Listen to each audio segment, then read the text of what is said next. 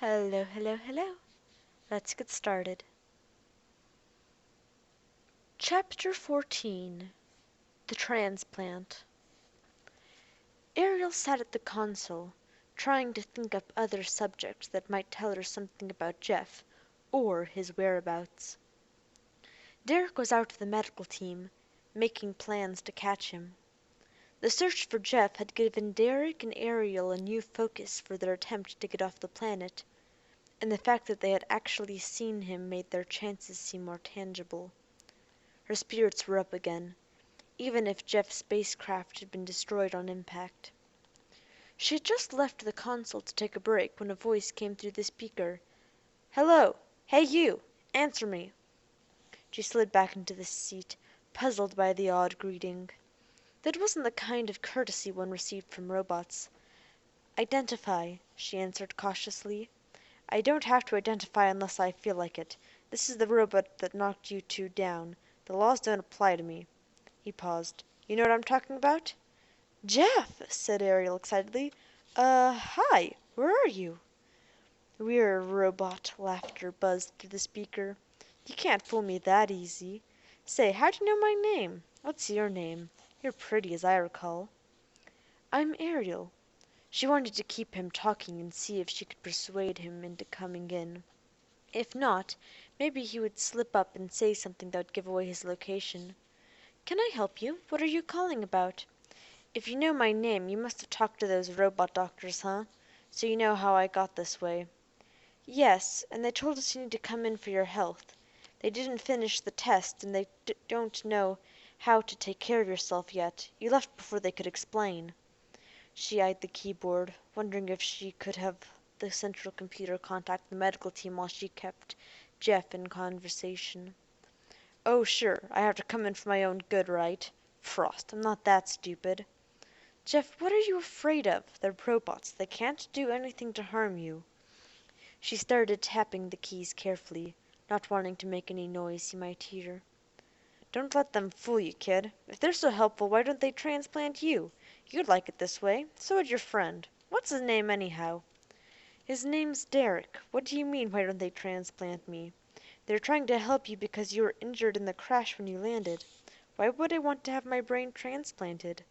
She continued on the keyboard. "They helped me, all right. Don't you get it, Ariel?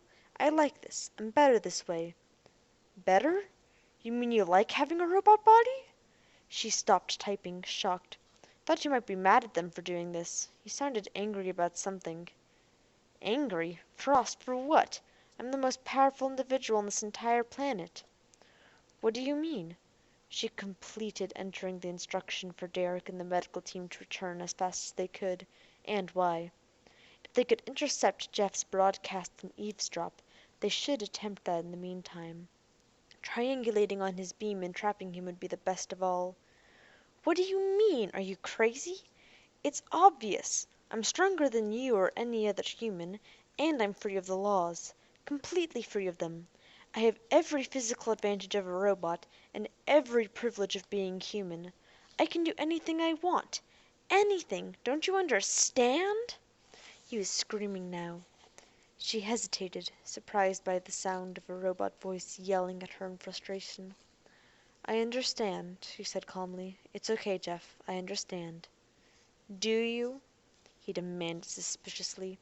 "Sure, it makes sense. You're unique. No one has ever lived the way you're living now. You're the very first.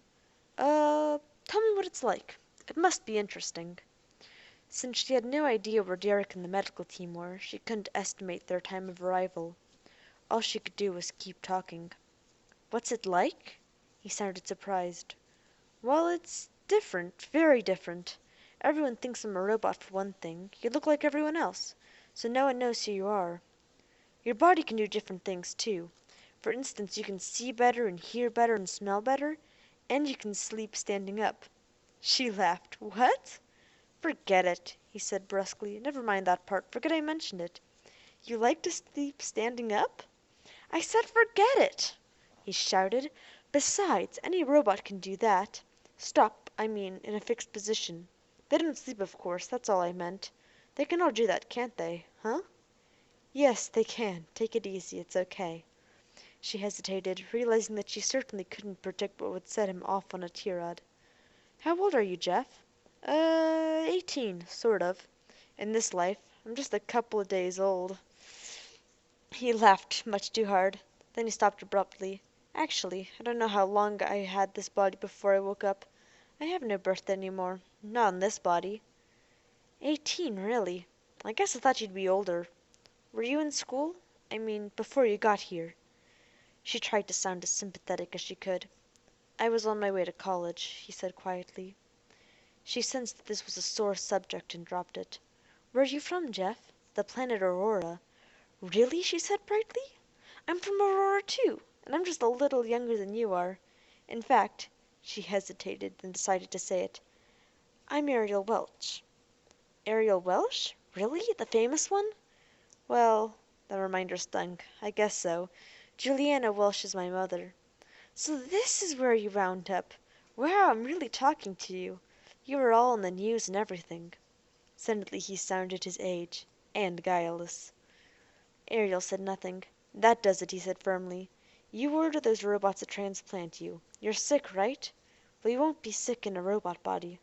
Unless the infection has reached your brain, too, of course. So you tell 'em, all right? Then after that you can join me." Ariel was reeling. If it could work, it might stop the spread of the disease. Her body could be frozen while a cure was found, and she could go on living as a robot. Why hadn't she thought of that? "Hey! You there? Hey, Ariel!" he yelled. Of course, she might have to stay on Robot City in that case. Then again, as a robot she would fit in a little better. No, much better. Nor would she feel that she was wasting her life here. The biological life expectancy of her body wouldn't start up again until it was thawed out, whenever that could be arranged. Her brain would age normally if it was functioning in a robot body, but maybe the disease would not affect her brain, or at least not as fast. She could encourage the medical team to work on a cure. The first law would require that, wouldn't it? "You still there?" Jeff demanded. Yes, I'm here. Don't go. I'm interested." "You are?" He sounded surprised again. Then he recovered. "Of course you are. I knew you would be. It's better this way. We can take over the city together. Now how about Derek?" "Huh? What about him?" "The transplant, of course. Aren't you listening to me? What's wrong with you?" "He doesn't have any reason to be transplanted." "Of course he does. That's what I've been telling you. He can see better, hear better, and all that. He'll like it, and the three of us can take over the planet. The robots will have to obey us. Think of it, an entire planet at our disposal." "I'm not sure he's going to see it that way." She added to herself that Derek's amnesia was in his mind. Transplanting his brain wouldn't take care of that problem. "Of course he will. It's easy to understand. He'll get it." "Why would you want to take over the planet?" "So it would be ours, of course. What kind of question is that? We could run it. Actually, the robots run it pretty well, don't you think? Everything runs smoothly here." "But it would be ours." "But what would we do with it? What would be different? The robots would still do all the work, just like they do now."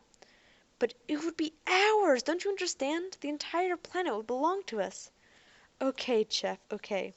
But if nothing changes, those are just words. Ownership wouldn't mean much, would it? The robots obey us already, so it wouldn't get any better." "You'll see. If you get this transplant you'll understand. Then you'll find out, just like I did."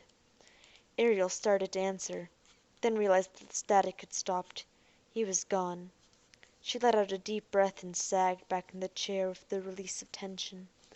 At this point she didn't mind having to wait a little while for the others to return. He had given her several things to think about. Derek was breathless when you ran into the room, followed by his concerned, but calm, robot companions. "Is he still on the line? I want to talk to him."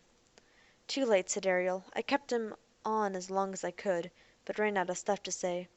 We overheard part of it, but not too much." "You must have been using a very primitive radio set," said Surgeon Two. "The quality of our reception varied greatly as we traveled to the city on our return trip." "Do you know where he is?" Derek asked.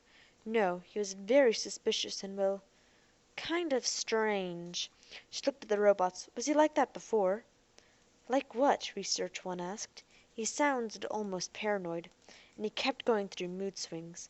One minute he's laughing and the next minute he's totally enraged. Then he forgets all about it and makes ordinary conversation. It just wasn't normal." "No," said Research One. "He was not like that in the brief time he was awake with us." "He was in a post-operative state at that time," said Surgeon One. "He was surprised and perhaps shocked. Nor was he conscious when we first found him. His behavior during the brief time he was awake with us may not have been representative of his personality." "You mean he might always have been erroneous and emotionally unstable?" "Possibly," said Research One. "Our data is too limited for a sound conclusion." "I have another theory," said Ariel. "Do you think something is going wrong with him in some way?" "Clarify, please," said Research One. "Well, he's been through a lot," she pointed out, "and at times he sounded normal and friendly. He was on his way to college somewhere. If he got accepted off planet, outside Aurora, he was probably a good student." "Agreed," said Derek. "You think the transplant changed his personality, then?" They both turned to Research One. "How likely is it?" Ariel asked. "This is possible. The odds cannot be calculated under the circumstances." "Well, what do you think might have gone wrong?" She decided not to express the reason for her new interest in the transplant right now. "Without precise medical data, I can offer two general possibilities. One is that the emotional shock of finding himself in a robot body has distressed him to the point of behavioral change. The second is that his brain is suffering from a chemical imbalance that has caused this problem. It might be nutritionally or hormonally based, or it might indicate a flaw in our procedure or planning." "Can you help him?" asked Ariel. "If we catch him, I mean. He doesn't seem too far gone yet." "That will depend on the precise nature of the problem, of course," said Research One. "We may have a full solution to the larger problem of Jeff, however," said Surgeon One, "with your cooperation, Derek." "What? Mine?" "We are capable of intricate surgical techniques," said Surgeon One, "and we have a great deal of information of certain types regarding human physiology and medical care. However, we lack certain basic information regarding gross anatomy and some details of all kind." "I don't know anything like that," said Derek. "I don't think it's in the central computer either." "We don't need to," said Medical Research One. "We need your body as a model." Ariel stifled a laugh. "How so?" Derek asked carefully. "What do you mean as a model?" "We need information regarding the complete physiology of a young human male, particularly regarding the arrangement of inner organs, to restore Jeff's body to a healthy condition. Yours can ask as a map." "Pardon me for asking this," said Eric, "but what exactly do you need from me in particular? "You will not be subjected to any risk," said Research One. "After all, the first law would not permit risk in your case, as it did in Jeff's.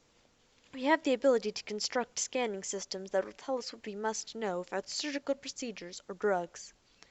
Derek visibly relaxed. "Okay, sure. But we still have to get our hands on Jeff." "Granted," said Research One. "Nevertheless, we will arrange to have the systems constructed, since they do not currently exist. It will not take very long. The odds are very high in favor of Jeff's eventual apprehension, limited only by his unknown medical condition and the chance of injurious activity to his brain. Damage to the rest of him can, of course, be fully repaired." "Brain damage would require a great deal of trauma," observed Surgeon Two. "His cranial protection was especially designed for him, as demanded by the first law, and is highly effective." "Good," said Derek. "We definitely need information from him, and the saner he is, the better. A crazy guy's answers aren't going to help us much." "Enough about my conversation with him," said Ariel. "What about you? Did you get anything accomplished while you were out there? Or didn't you have enough time?" "We rearranged the pattern of the ongoing search," said Research One. "The closing donut has been speeded up, based on the first law concern regarding Jeff's health. We have charged some additional robots inside the remaining hole here in the center of the city with the same behavior. This may locate him a little faster." "I believe the colloquial phrase is 'smoke 'em out,'" said Surgeon One. "Is that correct?" "Yes," Ariel laughed. "I am told them putting more pressure on Jeff might push him into a mental mistake," said Derek. "I think so," said Ariel. "He's gotten very short-tempered." "Maybe it's just as well that robots are out looking, if he's going to get violent." Derek turned to the robots. "Now we're just back to waiting, I guess, for the time being." We'll contact you immediately if we have a new development." "Very well," said Research One. "We shall return to our facility and prepare the scanning systems." When they had left, Ariel got up so that Derek could have the console chair if he wanted it. Instead, he started into his room. "Derek?" she said quietly, standing with her arms folded. "Yeah?" He turned at his doorway. "Did they talk about the transplant while you were out walking with them?" "No, not really. Why?"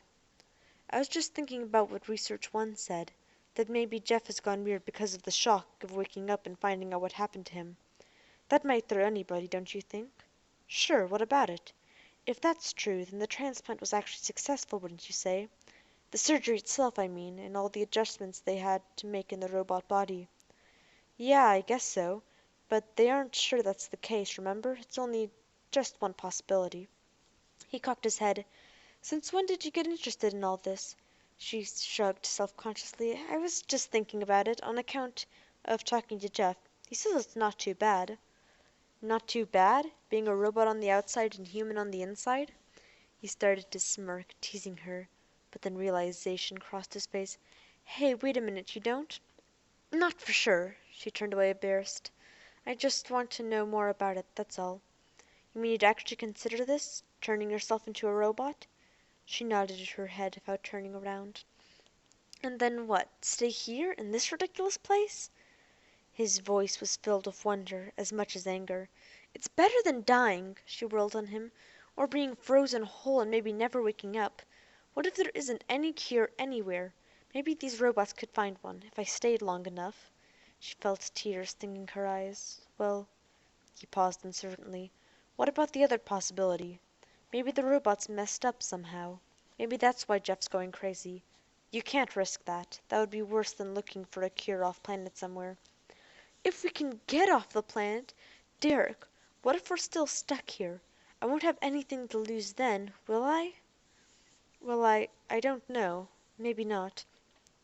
"And what if Jeff was always a little crazy? Nobody here knows him. Maybe he hasn't been changed at all. What about that?" He shook his head. "Maybe that's true. You were the one who came up with the theory about his going crazy now.